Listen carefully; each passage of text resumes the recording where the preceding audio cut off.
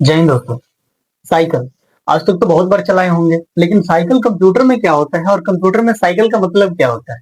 देखिए, कंप्यूटर में अक्सर साइकिल का तात्पर्य किस चीज से दिया जाता है? साइकिल कंप्यूटर में एक ऐसा हिस्सा होता है जब इनपुट आउटपुट साइकिल की प्रक्रिया वह प्रक्रिया हो जाती है जिसमें कंप्यूटर इनपुट लेता है। यानी कंप्यूटर में क्या करते हैं, हम इनपुट देते हैं और इनपुट देने के बाद जब वो प्रोसेस करता है और प्रोसेस के बाद जब वो हमें परिणाम देता है तो इसको हम लोग साइकिल की प्रक्रिया कहते हैं। यानी कंप्यूटर में साइकिल की प्रक्रिया क्या, जब हम इनपुट देते हैं फिर प्रोसेस होता है, प्रोसेस होने के बाद जब हमारे सामने जो भी चीजें प्रस्तुत होती है उसे साइकिल की प्रक्रिया दिया जाता है।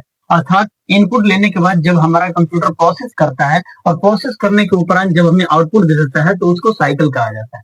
अब साइकिल की प्रक्रिया में यह कहा जाता है कि कीबोर्ड या माउस से जब डेटा या किसी प्रकार का निर्देश देना होता है तो सीपीयू उस डेटा पर काम करता है, जिससे हम लोग क्या करते हैं, प्रोसेस करते हैं। और प्रोसेस किया जाता है यानी उसे हम क्या कर लेते हैं, प्रोसेस कहते हैं। और जब उस प्रोसेस को स्क्रीन पर दिखाया जाता है, जब उस प्रोसेस को स्क्रीन पर दिखाया जाता है या परिणाम आना होता है, उसको हम आउटपुट की संज्ञा देते हैं। और इस पूरे की पूरी प्रक्रिया को साइकिल का दर्जा दिया जाता है। यानी ये क्या हो जाता है, एक साइकिल हो जाती है। इसको हम क्या कर लेते हैं, साइकिल।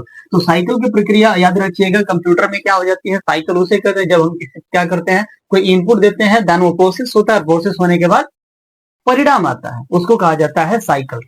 तो ऐसे इंटरेस्टिंग वीडियो के लिए मुझे फॉलो करना ना भूलिएगा और यूट्यूब पे देख रहे हैं तो मुझे सब्सक्राइब करना ना भूलिएगा। जय हिंद।